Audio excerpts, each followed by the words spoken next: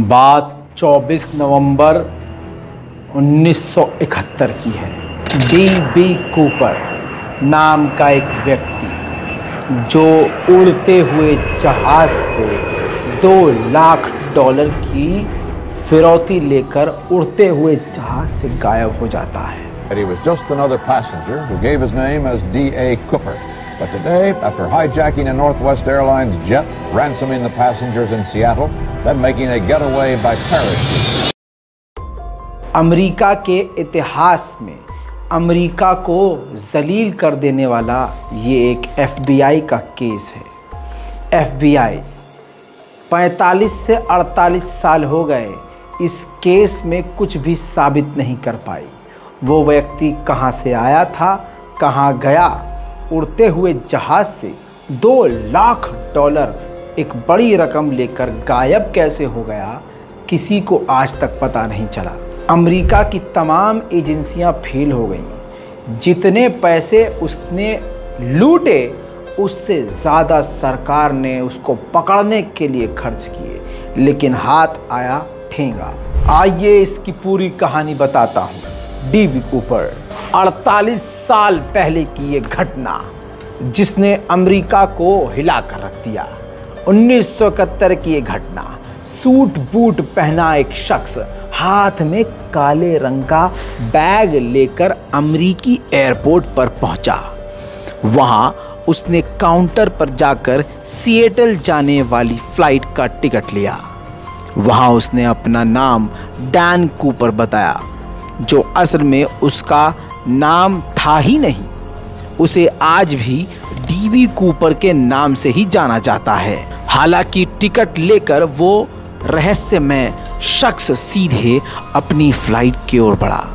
उसके विमान का नाम बोइंग 727 था। उसे हवाई जहाज के सबसे पीछे वाली सीट मिली थी और वह सीधे जाकर अपनी सीट पर बैठ गया था। जी हाँ, बाकी यात्रियों की तरह उसने अपना बैग ऊपर ना रखकर अपने पास ही रखा। जिस काम के लिए वो आया था वो काम सबसे पिछली सीट पर आसानी से हो सकता था। विमान जैसे ही एयरपोर्ट से उड़ा, डी.बी. कूपर ने अपना काम शुरू कर दिया, क्योंकि जहां उसको लैंड करना था वो दूरी सिर्फ 30 मिनट की थी। कूपर ने फ्लाइट अटेंडेंट को एक कागज़ का टुकड़ा दिया जो ठीक उसके पीछे बैठी थी। कहा जाता है कि जब अटेंडेंट को लगा कि वह कोई बिजनेसमैन है तो वो शायद अपना नंबर दे रहा होगा या वो फ्लर्ट कर रहा है। फ्लाइट अटेंडेंट ने मुस्कुराकर उस कागज़ को अपने पास रख लिया। हालांकि डी.बी. कूपर ने फिर पीछे होकर हल्का सा पीछे झुककर उसको कहा कि बेहतर होगा कि उसके अंदर लिखा क्या है पहले आप वो पढ़ लें। बस अब उस फ्लाइट अटेंडेंट ने जैसे ही उस कागज़ को खोला, उसके चेहरे की रंगत ही उड़ गई। जी हाँ मेरे दोस्तों, रंगत ऐसी उड़ी क्योंकि उसमें लिखा ही ऐसा था। उस कागज़ में लिखा था कि मेरे पास बॉम्ब है। इस सूटकेस के अंदर जो मेरे हाथ में है बॉम्ब है और मैं चाहता हूँ कि आप मेरे बराबर में आके बैठें। बस फ्लाइट अटेंडेंट ने तुरंत खुद को पिछली सीट से उठाया और उसके बाजू में आकर बैठ गई। इसके बाद डी.बी. कूपर ने कहा कि एक पेन और नोटबुक लो और जो बात मैं बोल रहा हूँ वो लिखो। वो बातें डी.बी. कूपर की शर्तें थीं। अपनी तमाम शर्तें उस डी.बी. कूपर ने लिखवाई, जिसको बड़े ही तमीज़ और समझदारी से कागज़ पर लिखकर महिला, वो जो एयर होस्टेस थी, बड़े ही सावधानी के साथ, किसी को कुछ पता ना चले, कोई पैनिक ना हो जाए, वो सीधा पायलट के पास जाती है। पायलट को सारी घटना बताती है। पायलट समझ जाता है कि हम हाईजैक हो चुके हैं। जिसके बाद पायलट ने तुरंत विमान हाईजैकर और कूपर की मांगों के बारे में सिएटल के एयर ट्रैफिक कंट्रोल को सूचना दी। फिर क्या, हर तरफ अफरा तफरी मच गई। पुलिस से लेकर FBI तक इसकी सूचना पा चुके थे। पूरे ही देश में हड़कंप मच गया था। हालांकि यात्रियों की जान खतरे में थी, इसलिए अमेरिकी सरकार ने उसकी मांगे मान ली और $2 लाख से भरे बैग उसके पास विमान में पहुंचा दिए गए। उसकी मांग ये भी थी कि $2 लाख के साथ साथ उसको 4 पैराशूट भी दिए जाएं और ये तमाम चीज़ें हवाई जहाज़ के पिछले गेट से भिजवाई जाएं और उसको लाने वाला एक अकेला शख्स हो। दोस्तों, अब ये जो नोट दिए गए थे, FBI ने उन नोटों के नंबर नोट कर लिए थे ताकि हाईजैकर को पकड़ा जा सके। किसी को भी अंदाज़ा नहीं था कि कूपर का असली खेल तो अभी बाकी था। दरअसल कूपर की जब सारी मांगें पूरी हो गई तो उसने पायलट को विमान उड़ाने के लिए कहा। रात का समय था और उसने पायलट को विमान मैक्सिको ले जाने के लिए कहा। उधर अमेरिकी एयरफोर्स ने भी अपने 2 विमान उसके पीछे लगा दिए थे और वो 2 विमान इस तरह से उड़ रहे थे कि एक जहाज़ उस कूपर के जहाज़ के ऊपर और एक जहाज़ कूपर के जहाज़ के काफ़ी नीचे उड़ान भर रहा था। शाम के 7 बजे अंधेरा हो चुका था। विमान अभी हवा में ही था। अब क्योंकि उसकी डिमांड पूरी हो चुकी थी, एयरपोर्ट पर उसने वादे के मुताबिक जो 36 पैसेंजर थे, उन 36 पैसेंजर्स को एक एक करके उतार दिया। फ्लाइट अटेंडेंट एयर होस्टेस को भी लग रहा था कि पैसेंजर्स के साथ साथ उन्हें भी वो जाने देगा, लेकिन कूपर ने एंड मूवमेंट पे बात पलट दी। पैसेंजर्स को तो नीचे उतार दिया, लेकिन आदेश दिया कि flight attendant air hostess gate बंद करके जहाज में ही रहेंगी। इसके बाद कूपर ने जहाज उड़ाने की हिदायत दी। जहाज फिर से अनजान मंजिल की तरफ उड़ान भरता है। दोस्तों, अब रात के 8 बज गए थे।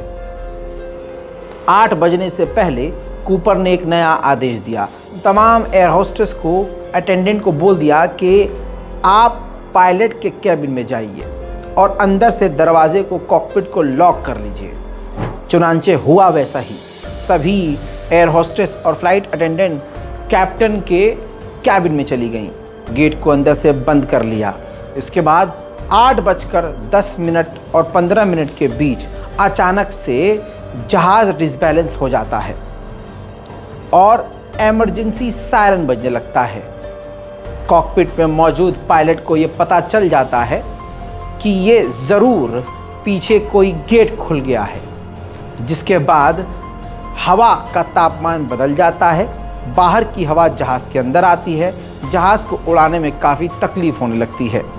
जैसे तैसे अब कैप्टन ने वायरलेस से बार बार कहा कि कूपर, अगर आपको किसी तरह की मदद चाहिए तो हम आपको मदद भेजें, लेकिन जवाब में सिर्फ कूपर की लास्ट आवाज़ जो सुनाई दी वो थी नो, यानी नहीं। इसके बाद जहाज़ उड़ता रहा, उड़ता रहा, उड़ता रहा। काफ़ी देर तक फ्लाइट अटेंडेंट और कैप्टन ने कूपर से बात करने की कोशिश की, लेकिन कूपर का अब जवाब नहीं आ रहा था। जैसे तैसे प्लान किया गया कि अब जहाज़ को पास के एयरपोर्ट पर उतारा जाए। जहाज़ को पास के एयरपोर्ट पर जब उतरवाया गया, उसी तरह से वो गेट खुला हुआ था और जहाज़ को सही सलामत जैसे तैसे लैंड करवा दिया गया। वहाँ पर पहले से FBI, पुलिस, मिलिट्री और सिक्योरिटी फोर्सेस डिस्टेंस बनाकर खड़े हुए थे, क्योंकि उनको पता था कि कूपर इसके अंदर मौजूद है और विस्फोटक बम मौजूद है। लेकिन हुआ इसका उल्टा। जब फ्लाइट अटेंडेंट और पायलट लैंड करवाने के बाद पीछे आते हैं तो देखते हैं कि जहाज में कोई नहीं है। How did you surmise that he was not on the plane when he landed in Reno? Well, a search was made of the plane immediately after landing. As we understood it, he could have gotten off as the plane taxied before it came up here. How did the crew know he wasn't on when it touched ground? No way. The crew couldn't know that, but we had the airport covered. इसके बाद FBI ने आधे घंटे तक जहाज़ की जांच करी। उसके अंदर कूपर या कोई बम नज़र नहीं आया।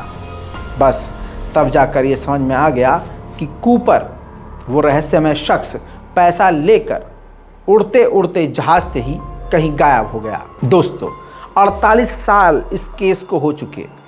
उस कूपर ने उस पैसों का कहाँ इस्तेमाल किया नहीं पता। असली नाम उस कूपर का क्या था, कहाँ से आया था, नहीं पता चला। उड़ते हुए जहाज से अगर वो पैराशूट लेकर कूदा भी तो कहाँ गिरा, कहाँ कूदा, नहीं पता चला। जिस इलाके से उड़ते हुए जहाज का गेट खुला, वहां आसपास इलाके को नीचे ज़मीन पर चेक किया गया कि शायद यहीं आसपास वो कूपर कूदा होगा, लेकिन वहां भी कूपर का कोई सबूत नहीं मिला। हद तब हो गई कि एक बार समुद्र के अंदर एक बच्चे को नोट की गड्डियां मिली, डॉलर की गड्डियां मिली। जानकारों ने बताया कि ऊपर से नीचे कूदते हुए गलती से कूपर समुद्र में गिर गया था, जिसमें से उसका पैसा बहकर दूसरी तरफ आ गया। लेकिन जांच एजेंसियों ने इस दावे को पक्का नहीं कहा, क्योंकि सबूत इस तरह के नहीं मिले थे। लाश नहीं मिली, कूपर का कोई अता पता नहीं। अमेरिकी सरकार और FBI जलील और रुस्वा बार बार होती रही। थक हार कर कोई भी सबूत नहीं मिला। आखिर कूपर कहां गया, किसी को पता नहीं चला।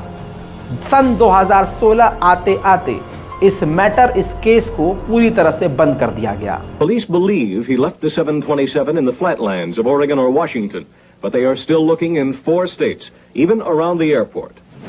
आज भी कूपर का ये केस FBI और अमेरिका के इतिहास में सबसे ज़्यादा रहस्यमय, यानी सबसे ज़्यादा अजीबोगरीब केसेस में शामिल है, जिसे FBI आज तक पूरी ताकत लगाकर भी हल नहीं कर पाई है।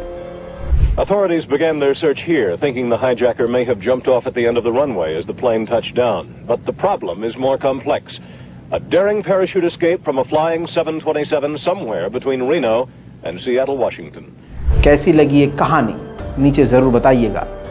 इसी तरह से अगर और कहानियाँ आपको, दुनिया भर की कहानियाँ आपको, रहस्यमय केसेस आपको जानने हैं, नीचे कमेंट कीजिए, बताइए कॉन्सेप्ट कैसा लगा।